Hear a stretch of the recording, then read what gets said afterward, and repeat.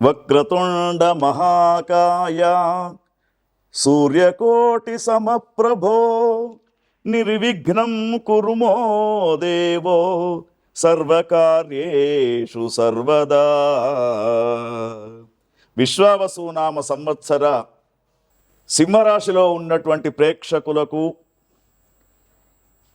ఈ సంవత్సరం గురువు యొక్క అనుకూల్యత ఎట్లా ఉంది, ఎటువంటి నిర్ణయాలు తీసుకోవాలి అనే విషయాలను గమనించినప్పుడు సింహరాశిలో మఖ 1, 2, 3, 4, పుబ్బ 1, 2, 3, 4, ఉత్తర 1వ పాదంతో సింహరాశి ఉంటూ ఉంటుంది.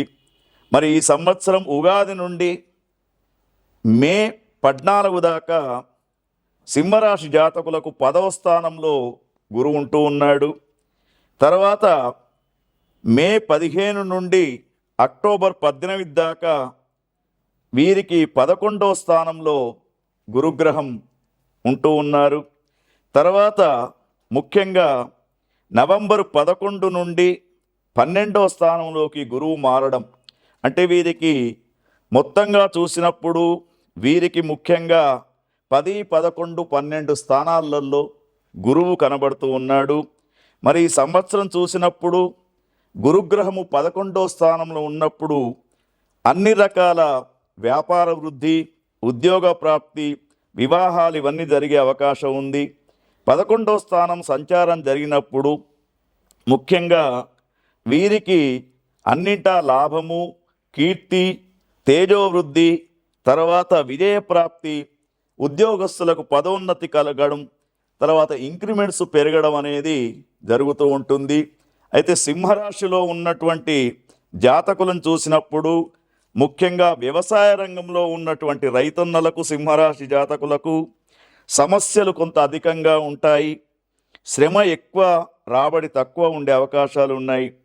తర్వాత ముఖ్యంగా తప్పుడు సలహాల వల్ల కొంత ఆస్తి నష్టం జరిగే అవకాశం ఉంది. పండ్ల తోటలు, చిరుధాన్యాలు, ఆకుకూరలు పండిస్తే రైతన్నలకు లాభదాయకంగా ఉంటుంది సింహరాశి జాతకులకు. మరి మహిళలకు చూసినప్పుడు సింహరాశిలో ఉన్నటువంటి మహిళలకు వీళ్లకు పని ఎంత తొందరగా చేయాలనుకున్నా కూడా ఆలస్యం కావడం, తర్వాత సమన్వయం చేయలేక సమన్వయ లోపం ఏర్పడడం, ముఖ్యంగా తర్వాత సంతానం వల్ల కొన్ని కష్టాలు, తర్వాత ముఖ్యంగా ఇంకోటి ఏమిటంటే ఆహార నియమంలో పాటించక కొంత అనారోగ్య సమస్యలు కూడా మహిళలకు, సింహరాశిలో ఉన్నటువంటి మహిళలకు ఏర్పడే అవకాశం ఉంది. తర్వాత వ్యాపార వాణిజ్య రంగాలు చేసేవారికి భాగస్వామ్య వ్యాపారాల్లో జాగ్రత్తగా ఉండాలి. అంటే జైంట్ వ్యాపారాలు ఈ సంవత్సరం చేయకుండా ఉండడమే మంచిది వీరు. తర్వాత జూన్, జూలై నెలలలో కొత్త వ్యాపారాలంటే గురుగ్రహం అనుకూలంగా ఉన్నప్పుడు మొదలు పెట్టవచ్చు. స్వయంకృత అపరాధం అనేది తెలిసిండి కూడా కొన్నిట్లో పెట్టుబడులు పెడుతూ ఉంటారు, వాటి వల్ల నష్టం కలుగుతూ ఉంటుంది.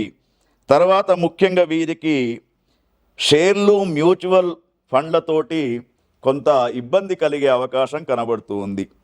అదేవిధంగా సింహరాశిలో ఉన్నటువంటి కళారంగం వారికి గమనించినప్పుడు మంచి అవకాశాలు వీరికి వస్తూ ఉంటాయి, పేరు ప్రఖ్యాతులు లభిస్తూ ఉంటాయి.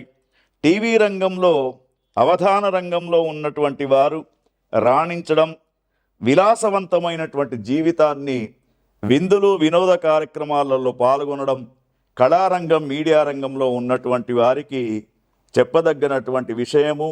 అయితే ఈ సింహరాశిలో ఉన్నటువంటి జాతకులకు ఈ సంవత్సరం గురుగ్రహం యొక్క అనుకూల్యత ఉండాలని అనుకున్నప్పుడు గురువారిష్టేతు సంప్రాప్తే గురు పూజాంచ కారయేత్ గురుధ్యానం ప్రవక్ష్యామి గ్రహ పుత్ర పీడోపశాంతే అని చెప్పేసి ఈ శ్లోకాన్ని ప్రతిరోజు కూడా చదువుకోండి. తర్వాత ముఖ్యంగా గురుగ్రహానికి సంబంధించినటువంటి దాన ప్రక్రియను కూడా చేస్తే మీకు ఈ సంవత్సరం అనుకూలంగా ఉంటుంది. ఓం తత్సత్. విశ్వావసునామ సంవత్సరంలో 12 రాశుల వారికి గురుగ్రహం ఏ విధంగా ఉంటుంది, అసలు గురువు వలన ఏ ఏ స్థానాలలో లాభాలు ఉన్నాయి, నష్టాలు ఉన్నాయనే విషయాలను మనం తెలుసుకుందాం. గురువు తేజస్సు 2, 5, 7, 9, 11 స్థానాలలో గురువు ఉన్నప్పుడు గురువు యొక్క లాభాలు ఎక్కువగా ఉంటాయి. అయితే గురువు ఆధిపత్యం అనేది ధనం పైన ఉంటూ ఉంటుంది. గురువు పుత్రకారకుడుగా చెప్పబడుతూ ఉంటాడు. అంటే సంతానం లేనటువంటి వారికి, పుత్ర సంతానం లేనటువంటి వారికి గురుగ్రహం మంచి స్థానంలో ఉన్నప్పుడు సంతానమయ్యే అవకాశాలు ఉంటాయి. తర్వాత జన్మజాతకంలో గురువు బాగా ఉంటే, గురుదశ నడుస్తున్నటువంటి వారికి గురుని యొక్క తేజస్సు అధికంగా ఉండడంతో పాటు వారికి అనుకున్న పనులన్నీ కూడా పూర్తిగా జరుగుతూ ఉంటాయి. అయితే గురుగ్రహం యొక్క అనుకూల్యత కోసం పుష్యరాగం ధరించడం అనేది ఒక సూచనగా చెప్పవచ్చు. అయితే ముఖ్యంగా ఈ గురుగ్రహం యొక్క అనుకూల్యత ఉన్నటువంటి వారికి, అంటే మనం చెప్పుకున్నటువంటి 2, 5, 7, 9, 11 స్థానాలలో ఒకవేళ మీ రాశులలో గురుగ్రహం ఇట్ట ఉన్నప్పుడు ముఖ్యంగా ధనధాన్య గృహ వ్యాపార వృద్ధి కలుగుతూ ఉంటుంది. ముఖ్యంగా చదువులలో మంచి వృద్ధి పొందుతూ ఉంటారు. విదేశాలకు వెళ్ళి చదువుకునే అవకాశాలు ఉంటాయి విద్యార్థులకు. యువకులకు వివాహాలు జరిగే అవకాశాలు కూడా కనబడుతూ ఉంటాయి. తర్వాత ముఖ్యంగా ఎక్కువ సమాజంలో వీరు గౌరవించబడుతూ ఉంటారు. ఉద్యోగ సంబంధమైనటువంటి విషయాల్లో చాలా చురుకుగా ఉంటారు.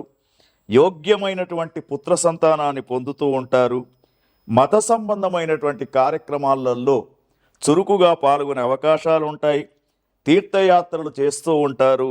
తర్వాత అదే కాకుండా బీపీ, షుగర్ అటువంటి వ్యాధులు ఉన్నటువంటి వారికి కూడా గురుగ్రహ అనుకూలతతోటి కొంత వ్యాధులు దూరమయ్యే అవకాశం ఉంటాయి. తర్వాత గురుగ్రహం అనుకూలంగా ఉన్నటువంటి సమయంలోనే సద్గురువుల యొక్క పరిచయాలు, సద్గురువుల యొక్క సందర్శన అనేది పొందడానికి అవకాశం ఉంటుంది. అయితే ఈ గురుగ్రహం 2, 5, 7, 9, 11 స్థానాల్లో ఉన్నప్పుడు మాత్రమే మనం ఇంతవరకు చెప్పుకున్నటువంటి అనుకూలతలు ఉంటాయి. మరి గురువు యొక్క తేజస్సును తగ్గించే స్థానాలు ఏమిటి అని ఆలోచిస్తూ ఉంటే, గురుగ్రహము తేజస్సు తగ్గడానికి 1, 3, 4, 6, 8, 10 ఈ స్థానాలలో గురువు ఉన్నప్పుడు కొంత గురువు అనుకూలంగా ఉండరు. మరి గురువు యొక్క తేజస్సు తగ్గినప్పుడు మనము ఆ గురువు యొక్క అననుకూలతను మనకు కనబడుతూ ఉంటాయి. ఏమిటంటే ముఖ్యంగా గురువు బలహీనుడై ఉన్నప్పుడు ఏ పని చేపట్టినా కూడా ముందుకు రాదు. రెండవది, మోసపోయే అవకాశాలు ఎక్కువ ఉన్నాయి. తర్వాత ఎవరైతే మిత్రులు అనుకుంటూ ఉన్నారో వారు మీకు నష్టాలు చేసే అవకాశాలు ఉంటాయి. తర్వాత మీ పైన సమాజంలో అపార్థాలకు చేసుకునే అవకాశాలు ఉంటాయి. గృహాలలో అనుకోనటువంటి సంఘటనలు ఎదురవుతూ ఉంటాయి. బంధువుల వలన ఎక్కువ ఖర్చులు అయ్యే అవకాశాలు ఉంటాయి. అదేవిధంగా సోదరులతో మాట పట్టింపులతో గొడవలవుతూ ఉంటాయి. ముఖ్యంగా కొన్ని వ్యాధులు కూడా గురుగ్రహం బాగాలేనప్పుడు వచ్చే అవకాశం ఉంటుంది. తర్వాత ముఖ్యంగా వీరికి గర్భ సంబంధమైనటువంటి వ్యాధులు స్త్రీలకు ఎక్కువగా వచ్చే అవకాశం ఉంటాయి. పగటిపూట ఎక్కువగా వీరు నిద్రాలోలుడై ఉంటూ ఉంటారు. తర్వాత ముఖ్యంగా అనారోగ్య సమస్యలు ఏర్పడుతూ ఉంటాయి. ఎంత ప్రయత్నం చేసినా దైవ అనుగ్రహం లేకపోవడం జరుగుతూ ఉంటుంది. అందుకే వీరికి మరి గృహంలో ఉండే వాస్తు దోషాలు కూడా ఈ యొక్క గురుగ్రహం అనుకూలంగా లేనప్పుడు పీడిస్తూ ఉంటాయి. తర్వాత ముఖ్యంగా వయస్సు మీరినా కూడా వివాహాలు అయ్యే అవకాశం ఉండవు. తర్వాత సంతానం కోసం ఎదురు చూసినా కూడా సంతానం కలిగే అవకాశం కూడా ఉండదు.